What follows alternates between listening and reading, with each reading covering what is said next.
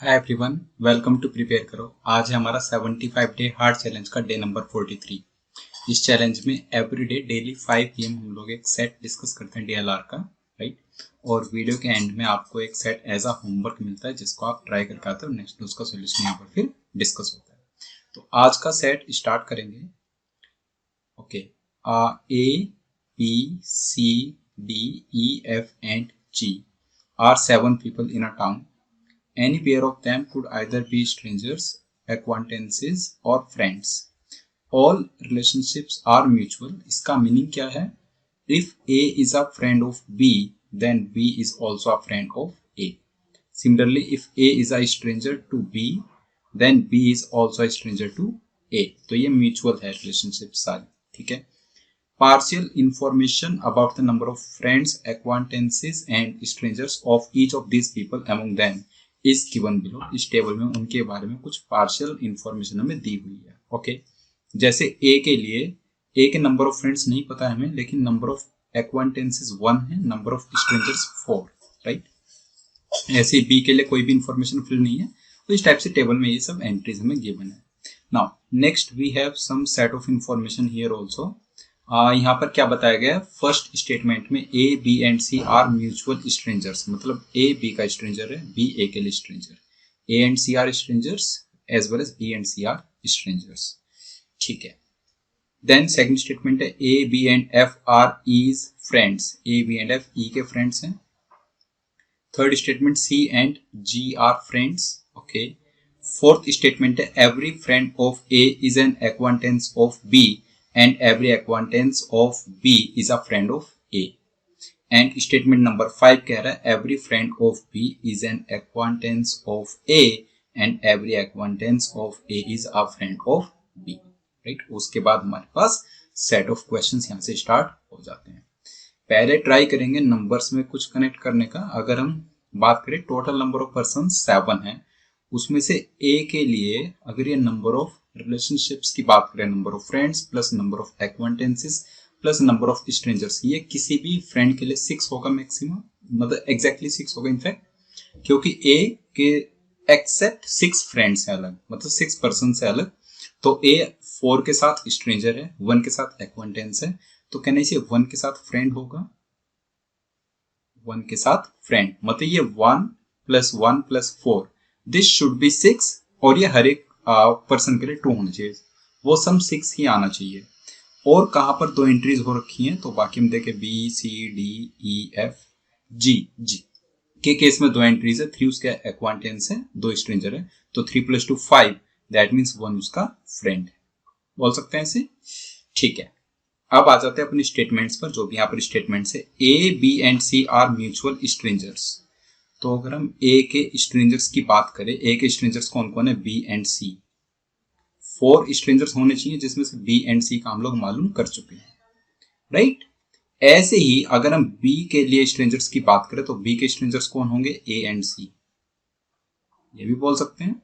और सी के स्ट्रेंजर्स कौन होंगे? ए एंड बी, मतलब म्यूचुअल है, राइट। तो ऐसा हमने यहां पर फिल कर लिया है, ओके।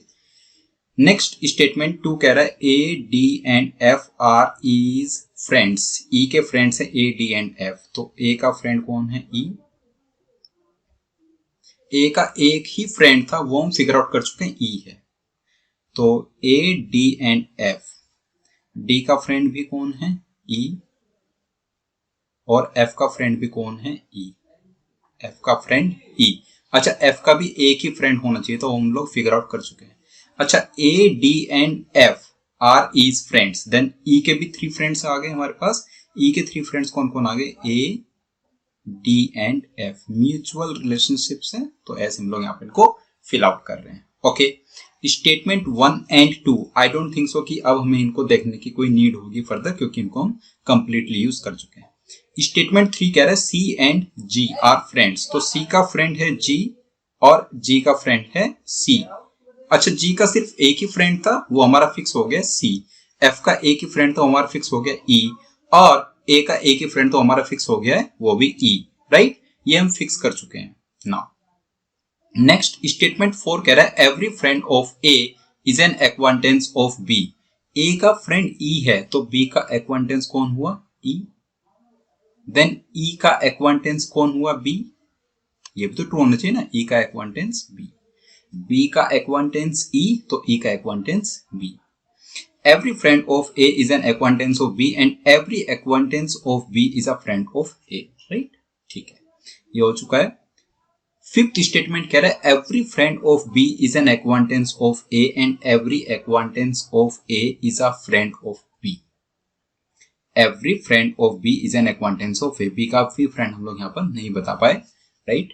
और every acquaintance of A, A का acquaintance हम लोग अभी नहीं बता पाए, राइट? ठीक है, अब यहाँ पर ये सोचो बी का फ्रेंड कौन होगा, क्योंकि ए का नंबर ऑफ एक्वांटेंस 1 है तो कैन वी से कि बी का नंबर ऑफ फ्रेंड्स 1 होना चाहिए, और ए के नंबर ऑफ फ्रेंड्स 1 है तो बी का नंबर ऑफ एक्वांटेंस 1 होना चाहिए using these two statements, right? Every friend of A के जितने भी फ्रेंड्स है वो सभी बी के एक्वांटेंस है, तो ए का तो एक ही फ्रेंड है, दैट मींस बी का एक ही एक्वांटेंस होना चाहिए, right? Every acquaintance of B, ये वही स्टेटमेंट है रिवर्स ऑर्डर में। स्टेटमेंट 5 कह रहा है every friend of B is an acquaintance of A and every acquaintance of A is a friend of B. A के जितने भी एक्वांटेंसेस हैं वो सारे के सारे बी के फ्रेंड्स हैं, लेकिन ए का तो सिर्फ एक ही एक्वांटेंस है, टेबल में नंबर दिया हुआ है, तो बी का भी एक ही फ्रेंड होगा, राइट? अच्छा, अगर ये यहाँ पर 1 आ गया बी के लिए, 1 फ्रेंड 1 एक्वांटेंस, तो 4 उसके भी स्ट्रेंजर्स होने चाहिए, 4 स्ट्रेंजर्स, राइट? ये भी हमने फिल किया। अब बताओ बी का फ्रेंड कौन होगा, तो बी के फ्रेंड के लिए सोचते हैं बी का फ्रेंड कौन होगा। ई, ए एंड सी तो रूल आउट हो चुके हैं, A and C are strangers to B, E is acquaintance of B, तो ई ए सी रूल आउट हो गए, तो कौन कौन बचे, डी देन एफ एंड जी बचे। क्या एफ एंड जी फ्रेंड हो सकते हैं, तो एफ का एक ही फ्रेंड था वो ई फिक्स हो चुका, जी का एक ही फ्रेंड था सी वो फिक्स हो चुका है, दैट मीन्स जो बी है उसका जो फ्रेंड होगा डी, ओनली पॉसिबिलिटी। और अगर बी का फ्रेंड डी हुआ तो डी का फ्रेंड बी होना चाहिए, ये भी हम लोग फिक्स करेंगे यहां से, डी का फ्रेंड बी होना ही चाहिए, ओके।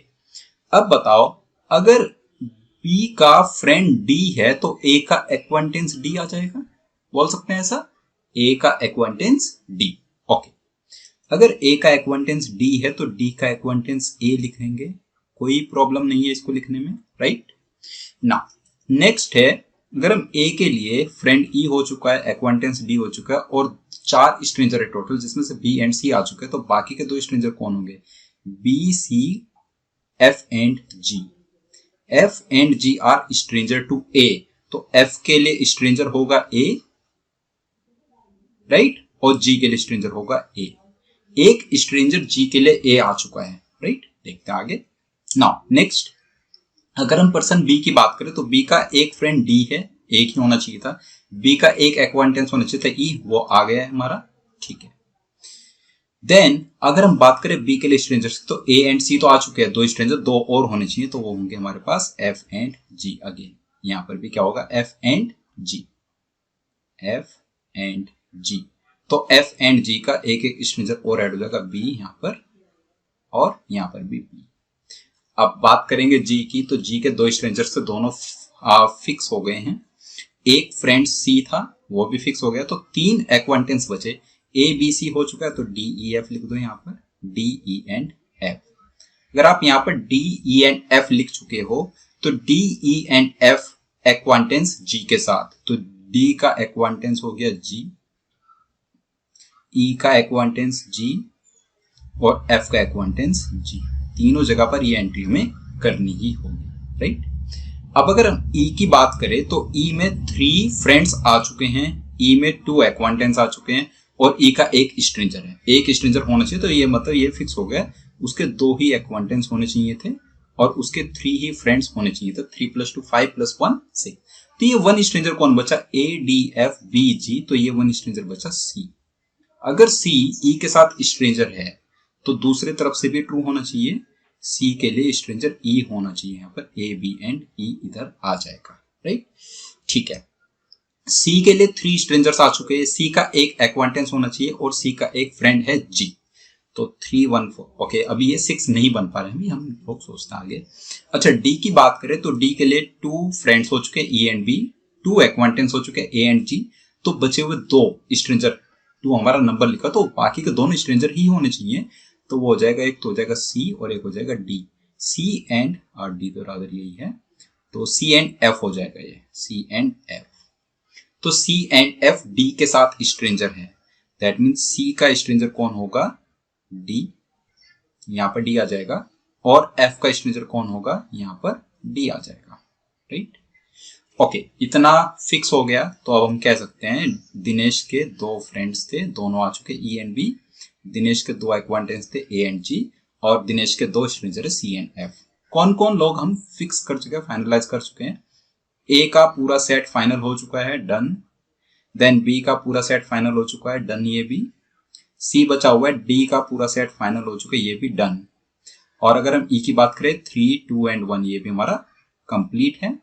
देन हमारा जी कंप्लीट है, 3, 2 एंड 1। ओके, अब हमारे पास बचे हुए सी एंड एफ, सिर्फ ये 2 बचे हुए हैं। अब सी की बात करें तो सी के 4 स्ट्रेंजर हैं, एक एक्वांटेंस और एक। ओके, तो सी हमारा कंप्लीट हो गया है। बस सी के लिए बता दो एक्वांटेंस कौन बचा, A B E D G, तो एफ इसका एक्वांटेंस हो गया, एफ इज द एक्वांटेंस, और एक इसका फ्रेंड आ गया जी। तो यहां से सी हमारा कंप्लीट हो गया। अब एफ की बात करते हैं। अच्छा, सी और एफ एक्वांटेंस है, तो एफ का एक्वांटेंस आ गया सी, तो जी C D A B E, ये भी कंप्लीट, इसके 2 एक्वांटेंस हो गए और 3 इसके हो गए स्ट्रेंजर्स। तो ऐसा करके पूरी टेबल हमारी ये कंप्लीट हो गई है। अब आप बता सकते हो कौन किसके साथ फ्रेंड है, किसके साथ एक्वांटेंस। ओके, इसमें आपको एक मतलब काइंड ऑफ अप्रोच ऐसा है हमारा कि जैसे हमने कुछ नंबर ऑफ एंट्रीज फिल कर दी, उसके बाद हमें कनेक्शंस मिलते जाएंगे, और जहां पर लिस्ट नंबर ऑफ कंस्ट्रेंट्स वहां पर आपका फोकस होना चाहिए, उन्हीं को आप जल्दी जल्दी फिल कर रहे हैं। ओके, नाउ क्वेश्चन नंबर 1 पर चलते हैं। हु आर गौतम्स एक्वांटेंस, जी के एक्वांटेंस कौन कौन है, तो जी के एक्वांटेंस है D E and F, D E and F, option B आपने मार्क किया। Question number 2, which of these pairs share the same type of relationship, B C, B और सी का रिलेशनशिप क्या है, तो बी के लिए सी क्या स्ट्रेंजर है, और डी ई, डी और ई का रिलेशनशिप क्या है, ई के लिए डी फ्रेंड है, नो। तो फर्स्ट ऑप्शन तो रूल आउट होगा, मतलब सेम टाइप का रिलेशनशिप आना चाहिए। सेकंड ऑप्शन, सी और ई का रिलेशनशिप क्या है, सी के लिए ई क्या है हमारा, स्ट्रेंजर है, तो डी और जी का रिलेशनशिप क्या है, जी और डी वो एक्वांटेंस है, तो ये सेकंड ऑप्शन भी हमारा रूल आउट।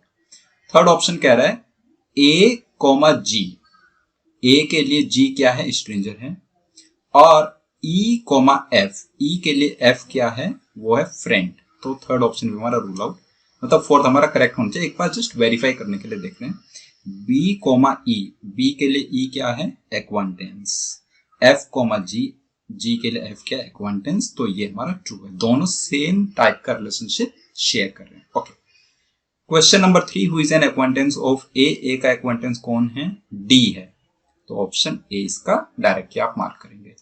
लास्ट है who is an acquaintance of सी, सी का एक्वांटेंस कौन है, एफ, तो इसमें से आप मार्क कर देंगे ऑप्शन सी। ठीक है, तो आपकी टेबल बन गई, क्वेश्चन से एकदम डायरेक्टली उसी पर बेस्ड है, बस थोड़ा सा सेकंड क्वेश्चन थोड़ा सा टाइम टेकिंग था, बाकी सारे डायरेक्ट है। ओके, आई होप सेट आपको क्लियर हो गया है। कैट प्रीवियस ईयर का ही सेट था, कैट 2021 में पूछा गया था मॉर्निंग शिफ्ट में, राइट। तो आसान सेट कह सकते हैं, लेकिन प्रोग्रेसिव है तो टाइम तो थोड़ा बहुत आपको वहां पर लग सकता है। ओके, डे नंबर 44 का सेट एक बार आप देख लीजिए। ये मैं आपको जस्ट एक मैंने अप्रोच डिस्कस किया है प्रीवियस डेज में, राइट। तो एक अप्रोच था जो इस टाइप के सेट को बहुत सिंप्लीफाई कर देता है। अब मैं देखना चाहता हूं कि आप कितना इस सीरीज से लर्न कर पा रहे हो, तो आपको उसी अप्रोच को रिकॉल करके ये सेट अटेम्प्ट करना है। अगर आप उस अप्रोच से करते हैं तो इसमें टाइम आपको कम लगेगा, अगर आप दूसरे मेथड से जाते हैं तो थोड़ा सा आपको टाइम ज्यादा लगेगा। ठीक है, तो इसका सोल्यूशन देखेंगे डे नंबर 44 पर। मिलते हैं तब तक के लिए बाय बाय।